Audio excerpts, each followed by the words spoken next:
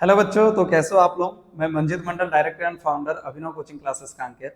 बच्चों, आज का जो वीडियो है ये उन बच्चों के लिए विशेष है जो बच्चे छत्तीसगढ़ में बीएससी नर्सिंग के काउंसलिंग के लिए वेट कर रहे थे, है ना। तो मैं आपको बता दूं कि बीएससी नर्सिंग का जो काउंसलिंग डेट है वो आ चुका है। तो उसी काउंसलिंग के कैसे होगा, कब से कब तक है, इसी पे हम बात करेंगे। तो अगर आपको देखना है तो आपको क्या करना है, सबसे पहले ठीक है CGDME, कोई भी गूगल क्रोम पे चले जाइए, है ना, सर्च इंजन पे चले जाइए, CGDME करके सर्च कीजिए। जैसे आप CGDME सर्च करेंगे तो उसका पहला वेबसाइट आएगा CGDME का, उसको आप ओपन कर लीजिए। ओपन करने के बाद आपको यहाँ पे अंदर ऐसे CGDME के साइड में नोटिफिकेशन दिखेगा। तो आपको पोस्ट बीएससी नर्सिंग करना है या एमएससी नर्सिंग करना है या बीएससी नर्सिंग करना है, आपको जो भी करना है उसके जो नोटिफिकेशन है उस पर क्लिक करना है। जैसे कि हमें बीएससी नर्सिंग का देखना है तो इस नोटिफिकेशन पे हम क्लिक करते हैं। ये जो नोटिफिकेशन है 7 तारीख को आया हुआ है। इसके बाद आपको दिखेगा कि कॉर्नर में पीडीएफ व्यू करके लिखा होगा, आप इसको ओपन कर लीजिए। यहाँ पे आपको कब से कब तक है ये सारे चीजें इस पीडीएफ पे दिया हुआ है ना। तो सबसे पहले हम बात करते हैं कि बीएससी नर्सिंग का जो काउंसलिंग है कब से स्टार्ट होने वाला है। तो बीएससी नर्सिंग का काउंसलिंग जो है 9 तारीख दोपहर 12 बजे से स्टार्ट होने वाला है। और आपको इस साल बहुत ही कम समय मिलने वाला है, 5 दिन का समय मिलेगा। 14 तारीख इसका लास्ट डेट है ना। जो ऑनलाइन काउंसलिंग स्टार्ट होगा 9/10/2025 से लेकर के जो अंतिम डेट होगा यानी लास्ट डेट होगा वो 14/10/2025 होगा। तो आपको इसके बीच में आपको काउंसलिंग करवाना है। इसके बाद अगर हम बात करें तो यहाँ पे बहुत सारा पॉइंट दिया हुआ है, आप इसको एक बार पढ़ लीजिएगा। मान के चलिए अगर कोई बच्चे ने फॉर्म डाले हैं लेकिन उस फॉर्म में कोई त्रुटि हो जाता है, कोई मिस्टेक हो जाता है, वो उसको सुधारना चाहते हैं, तो एक्स्ट्रा 100 रुपए 1000 रुपए अलग से देके उस फॉर्म को एडिट कर सकते हैं, है ना। उसके लिए आपको 1000 रुपीज अलग से पे करना पड़ेगा। इसका कुछ गाइडलाइन है जिसमें से हम ये पीडीएफ क्या है कि बहुत बड़ा है, लगभग 30 पेज का पीडीएफ है। तो हम मेन टॉपिक को कवर करेंगे और आखिरी में ये बताएंगे कि काउंसलिंग आपको कैसे करना है। तो सबसे पहले देखिए ये काउंसलिंग आपको करना कहां से है। तो काउंसलिंग करने के लिए आपको CGDME के वेबसाइट को खोलना है ना। यहाँ पे अगर आप देखेंगे तो यहाँ पे दिया हुआ है कि आपको काउंसलिंग CGDME के साइट से ही करना पड़ेगा। नर्सिंग के विभिन्न पाठ्यक्रम है तो काउंसलिंग के लिए आवेदन केवल CGDME काउंसलिंग आधिकारिक वेबसाइट यानी www.cgdme के माध्यम से ही ऑनलाइन जमा किया जाएगा। यानी आपको बीएससी नर्सिंग का फॉर्म जो है वो ऑनलाइन जमा करना है। और कौन सी वेबसाइट से करना है तो www.cgdme.in, आप इस वेबसाइट को नोट कर लीजिए। आपको इसी वेबसाइट के माध्यम से काउंसलिंग करना है ना। तो काउंसलिंग डीएमई के वेबसाइट से करने के बाद इसमें हम बात करेंगे, आप एक बार इस पीडीएफ को डाउनलोड करके पूरा पीडीएफ को विस्तार से पढ़ सकते हो। मैं सिर्फ मेजर पॉइंट को कवर करूंगा इसमें, है ना। इसके बाद हम बात करते हैं कि ऑनलाइन काउंसलिंग के लिए आपको फीस क्या लगेगा।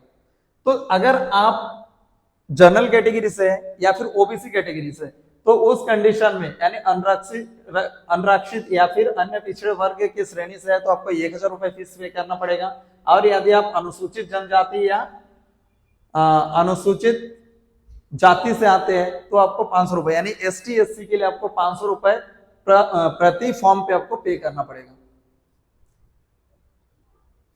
हाँ, यहाँ पे दिया है यदि आप ऑनलाइन आवेदन में कोई त्रुटि हो जाता है और ऑनलाइन पंजीयन के अंतिम तिथि से पूर्व यानी जो लास्ट डेट है 14 तारीख से पहले उसमें कुछ संशोधन करना चाहते हो तो 1000 रुपए जमा करके आप संशोधन उसमें कर सकते हो।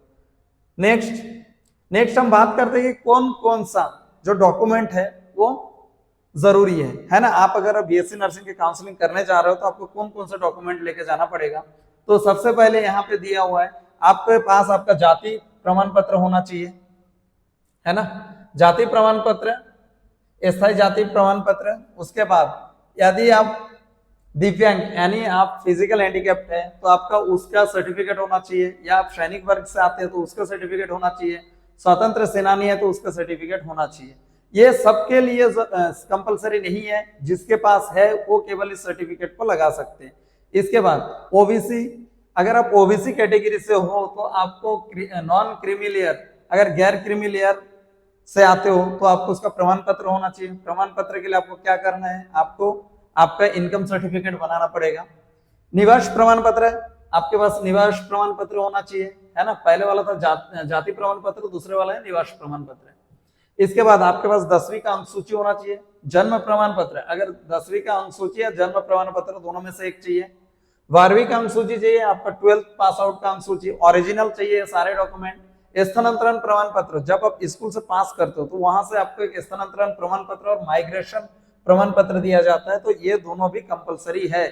अगर आप बीएससी नर्सिंग का काउंसलिंग करवाने जा रहे हो तो आपको इन डॉक्यूमेंट को साथ में रखना पड़ेगा, जैसे स्थायी जाति प्रमाण पत्र है ना, अगर आप ओबीसी कैटेगरी से है तो आप इनकम सर्टिफिकेट बना लीजिए, और निवास प्रमाण पत्र, 10वीं का अंक सूची, अगर 10वीं का अंक सूची नहीं है तो जन्म प्रमाण पत्र, लेकिन आपको 10वीं के अंक सूची भी कंपलसरी है, रखना पड़ेगा, 12वीं के अंक सूची रखना है, स्थायी स्थानांतरण प्रमाण पत्र, जब आप स्कूल से पास आउट किए तो वहां से आपको ट्रांसफर सर्टिफिकेट मिला होगा और माइग्रेशन सर्टिफिकेट मिला होगा, इतना डॉक्यूमेंट आपके पास काउंसलिंग के टाइम पे होना चाहिए। जैसे आपका काउंसलिंग हो जाता है तो आपको वेट करना है कि मेरिट लिस्ट का, जैसे आपका मेरिट लिस्ट आता है और कोई कॉलेज आपको मिलता है तो आपको डॉक्यूमेंट वेरिफिकेशन के लिए वहां पे जाना पड़ेगा। अब इसको हम एक फ्लो चार्ट के माध्यम से समझते हैं कि हमें कैसे करना। अच्छा, काउंसलिंग कितने चरण में होगा इस पे भी हम लोग बात कर लेते हैं। काउंसलिंग जो है ये एक्चुअल में 4 चरण में होता है। सबसे पहले होता है फर्स्ट चरण काउंसलिंग, इसमें आप पंजीयन वगैरह करोगे, अगर आपको फर्स्ट काउंसलिंग में नहीं मिल रहा है सीट तो आपको सेकंड काउंसलिंग में अप्लाई करना है, तो द्वितीय राउंड काउंसलिंग होगा, द्वितीय राउंड में नहीं मिल रहा है तो मेप अप राउंड काउंसलिंग होता है, आपको उसमें अप्लाई करना है। मेप अप राउंड अगर काउंसलिंग में आपका नहीं हो रहा है तो आपको स्ट्रेट राउंड काउंसलिंग में अप्लाई करना है ना। तो ये 4 स्टेप में होता है काउंसलिंग। हम अब बात करेंगे कि किस तरह से हम काउंसलिंग कर सकते हैं, तो इसके लिए हम एक फ्लो चार्ट देखते हैं, ये भी आपको वेबसाइट में मिल जाएगा। सबसे पहले आपको ऑनलाइन रजिस्ट्रेशन करना पड़ेगा। जैसे आप ऑनलाइन रजिस्ट्रेशन करवाते हैं तो उसके बाद एक ऑनलाइन रजिस्ट्रेशन करवाने के बाद आपको कोर्स सिलेक्ट करना पड़ेगा। आप बीएससी नर्सिंग करना चाहते हो, एमएससी नर्सिंग करना चाहते हो, पोस्ट बेसिक नर्सिंग करना चाहते हो, जो भी आप करना चाहते हो उसको आपको सिलेक्ट करना पड़ेगा। जैसे आप सिलेक्ट किए उसके बाद आपको सिलेक्ट करना है सीट, है ना। सीट सिलेक्शन आप गवर्नमेंट में डालना चाहते हो या प्राइवेट में डालना चाहते हो, अगर दोनों में डालना चाहते हो तो दोनों सिलेक्ट करना पड़ेगा, अगर सिर्फ गवर्नमेंट में डालना चाहते हो तो केवल गवर्नमेंट सिलेक्ट करें। उसके बाद जैसे आप सिलेक्ट कर लिए कॉलेज, उसके बाद आपको पेमेंट का प्रोसेस करना है ना। तो जो जैसे जनरल और ओबीसी कैटेगरी के 1000 रुपए और एसटी एससी के लिए 500 रुपए, उसको आपको पेमेंट करना पड़ेगा। नेक्स्ट उसके बाद चॉइस फिलिंग करना है। चॉइस फिलिंग मतलब आप कौन से कॉलेज को प्राथमिकता देते हो, है ना, उस हिसाब से कॉलेज को एक सीक्वेंस में जमाना पड़ेगा। उसके बाद एंड ऑनलाइन रजिस्ट्रेशन हो गया, ऑनलाइन रजिस्ट्रेशन। इसके बाद मेरिट लिस्ट पब्लिश होगा, आपको देखना है आपको उसमें कौन सा कॉलेज मिला है। Allotment seat publish of first round, इसके बाद कौन से कॉलेज में मेरिट लिस्ट पब्लिश होगा, यानी मेरिट लिस्ट में आपका कौन से नंबर पे आप देख सकते हो। उसके बाद सीट कौन से कॉलेज में अलॉट हुआ है उसको आप फर्स्ट राउंड में देख सकते हो। जैसे आपका फर्स्ट राउंड में सीट पब्लिश हो जाता है, यानी सीट अलॉटमेंट हो जाता है, उसके बाद आपको क्या करना है, तो उसके बाद के लिए जैसे फर्स्ट राउंड सीट अलॉटमेंट, आपका अलॉटमेंट हो चुका है। अब सीट जैसे अलॉटमेंट होता है, आप जैसे वेबसाइट पे जाओगे, ठीक है, तो आपको 2 चीज मिलेगा। या तो आप जैसे वेबसाइट पे अपना जो भी रजिस्ट्रेशन आईडी वगैरह है उसको ओपन करोगे, या तो लिखा आएगा नॉट अलॉटेड, इसका मतलब आपको कोई कॉलेज का सीट नहीं मिला है ना। अगर नॉट अलॉटेड है सीट तो इस कंडीशन में आप सीधा नॉट अलॉटेड है तो आप सीधा सेकंड राउंड में अप्लाई कर सकते हैं, है ना। नॉट अलॉटेड है तो आप सीधा सेकंड राउंड में अप्लाई करेंगे। और यदि मान के चले आपको अलॉट होता है, अब आपने क्या किया कि प्राइवेट और गवर्नमेंट दोनों में अगर चॉइस फिलिंग किए थे दोनों कॉलेज में, तो आपका सीट अगर अलॉट होता है उस कंडीशन में आपको क्या करना है। अब देखो सीट अलॉट या तो आपको गवर्नमेंट कॉलेज में हुआ होगा या तो आपको प्राइवेट नर्सिंग कॉलेज में हुआ होगा। अगर आप गवर्नमेंट नर्सिंग कॉलेज में हुआ है आपका, तो आपको क्या करना है, डॉक्यूमेंट वेरिफिकेशन करवाने जाना है ना। प्राइवेट में भी हुआ है तो आपको डॉक्यूमेंट वेरिफिकेशन करवाने जाना है, दोनों कंपलसरी है। भले आप प्राइवेट कॉलेज में सीट लो या ना लो, लेकिन आपको जो भी कॉलेज मिला है वहां पे आपको डॉक्यूमेंट वेरिफिकेशन के लिए जाना पड़ेगा। यानी फर्स्ट राउंड में आपको जहां पे भी डॉक्यूमेंट वेरिफिकेशन होगा नर्सिंग काउंसलिंग का, वहां पे जाके आपको डॉक्यूमेंट वेरिफिकेशन करवाना पड़ेगा। अगर आपको प्राइवेट कॉलेज मिला है लेकिन आप नहीं लेना चाहते हो, उस कंडीशन में भी डॉक्यूमेंट वेरिफिकेशन करवाना पड़ेगा। अगर आप नहीं करवाते हो तो इस कंडीशन में आप काउंसलिंग से टोटल ही बाहर हो जाओगे, है ना। इसलिए आपको प्राइवेट मिले या गवर्नमेंट मिले, आपको दोनों कंडीशन में डॉक्यूमेंट का वेरिफिकेशन करवाना कंपलसरी है ना। अगर आपका डॉक्यूमेंट सही है तो क्या है, आप आगे एडमिशन प्रोसेस करोगे। हाँ, यहाँ पे एक बात और इम्पोर्टेंट है, अगर आपको यदि गवर्नमेंट नर्सिंग कॉलेज मिला है तो आप यहाँ से आपको एडमिशन लेना ही पड़ेगा, ये कंपलसरी है ना। लेकिन अगर आपको प्राइवेट नर्सिंग कॉलेज मिला है तो इस कंडीशन में आपके ऊपर डिपेंड करता है कि आप सीट लेना चाहते हो उस कॉलेज में या नहीं लेना चाहते हो, ये आपके ऊपर डिपेंड करता है। लेकिन याद रखिए, अगर प्राइवेट कॉलेज मिला है और वो कॉलेज आपको नहीं लेना है, फिर भी आपको डॉक्यूमेंट वेरिफिकेशन करवाना जरूरी है, तभी आपको आगे की सेकेंड राउंड काउंसलिंग में अप्लाई करने के लिए मौका दिया जाएगा। अगर आप डॉक्यूमेंट वेरिफिकेशन नहीं करवाते हैं तो आपको सेकेंड राउंड काउंसलिंग में मौका नहीं दिया जाएगा, है ना। तो जैसे कॉलेज अलॉटमेंट होता है, आपको गवर्नमेंट या प्राइवेट हुआ होगा तो आप जाके डॉक्यूमेंट वेरिफिकेशन करवाइए। डॉक्यूमेंट वेरिफिकेशन में अगर आप फिट पाए गए, है ना, तो आपको आगे एडमिशन मतलब कंपलसरी है, आपको गवर्नमेंट में एडमिशन लेना ही पड़ेगा, है ना, मैंडेटरी है।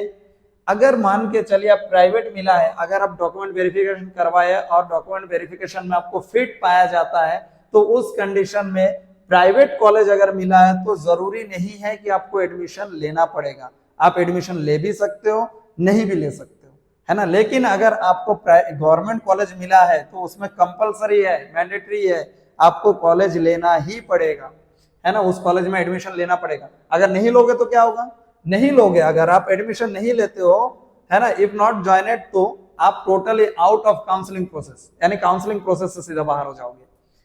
अगर आप प्राइवेट कॉलेज मिला है, आपने डॉक्यूमेंट वेरिफिकेशन करवा लिया, उसमें आप मतलब डॉक्यूमेंट वेरिफिकेशन में सब कुछ सही पाया गया, आपको फिट पाया गया, तो आपको एडमिशन प्रोसेस के लिए आगे बोला जाएगा। प्राइवेट कॉलेज है, आप एडमिशन ले भी सकते हो, नहीं भी ले सकते हो।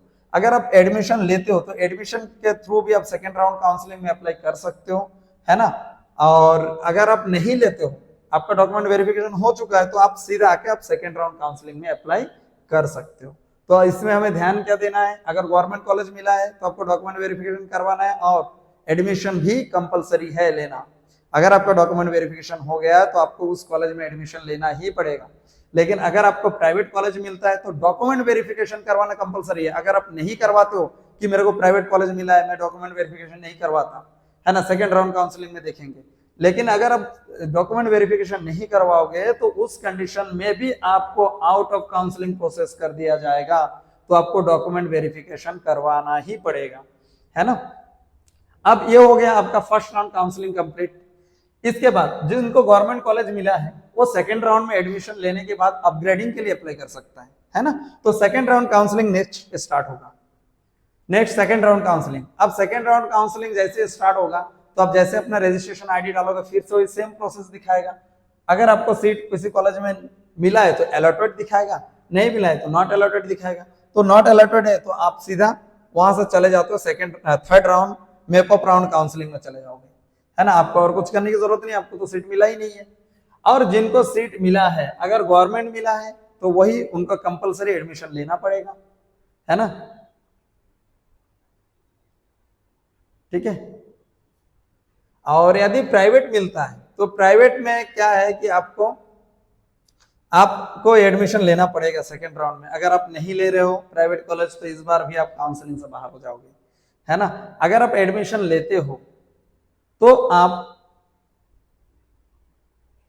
हाँ, अगर आप एडमिशन लोगे, है ना, सेकेंड राउंड काउंसलिंग में अगर एडमिशन लेते हो तो आप अपग्रेडिंग करवा सकते हो उसमें मेपअप राउंड में, है ना। और यदि आप नहीं लोगे एडमिशन तो आप आउट ऑफ काउंसलिंग, मतलब आउट ऑफ काउंसलिंग प्रोसेस, यानी काउंसलिंग से बाहर हो जाओगे। उसके बाद आता है मेपअप राउंड काउंसलिंग। मेपअप राउंड काउंसलिंग में भी सेम प्रोसेस होगा। नॉट अलॉटेड दिखा है तो आपको फिर स्टे राउंड काउंसलिंग में जाना पड़ेगा। और जिनको अलॉट होता है वो क्या करवाएंगे, डॉक्यूमेंट वेरिफिकेशन करवाएंगे, है ना। डॉक्यूमेंट वेरिफिकेशन करवाने से देखो यहाँ पे भी एडमिशन कंपलसरी है ना। अगर आपका डॉक्यूमेंट फिट है तो आपको एडमिशन कंपलसरी करवाना ही पड़ेगा, है ना। और अगर अनफिट है तो आप काउंसलिंग से बाहर हो जाओगे। उसके बाद आता है स्टे राउंड काउंसलिंग प्रोसेस। इस राउंड में क्या होगा, देखिए यहाँ पे एलिजिबल कौन कौन है। All mop up round allotted not eligible, जिसने भी मेपअप राउंड काउंसलिंग में अप्लाई किया था वो एलिजिबल नहीं है ना। जिनका भी डॉक्यूमेंट वेरिफिकेशन में अनफिट पाया गया वो भी एलिजिबल नहीं है। रजिस्ट्रेशन कैंडिडेट भी एलिजिबल नहीं है। तो एलिजिबल कौन कौन है, यहाँ पे नॉट एलिजिबल लिखा है ना, तो ये तीनों जो है एलिजिबल नहीं है। तो एलिजिबल कौन कौन है, ऑल नॉट अलॉटेड, जितना भी बच्चों ने काउंसलिंग करवाया था शुरू से अभी तक, जिनको ये किसी भी कॉलेज में सीट अलॉट नहीं हुआ वो एलिजिबल रहेंगे, है ना। और जिसका भी डॉक्यूमेंट फर्स्ट राउंड और सेकंड राउंड में फिट पाया गया वो एलिजिबल रहेंगे। पब्लिश मेरिट लिस्ट, उसके बाद फिर मेरिट लिस्ट निकलेगा और फिर कॉलेज लेवल में एडमिशन होगा। तो इसी तरह से चलेगा बीएससी नर्सिंग का काउंसलिंग। बीएससी नर्सिंग काउंसलिंग से संबंधित और जानकारी के लिए आपको अभिनव कोचिंग क्लासेस के चैनल को सब्सक्राइब कीजिए, बेल आइकन को दबाइए और हमारे चैनल को फॉलो कीजिए। Thank you.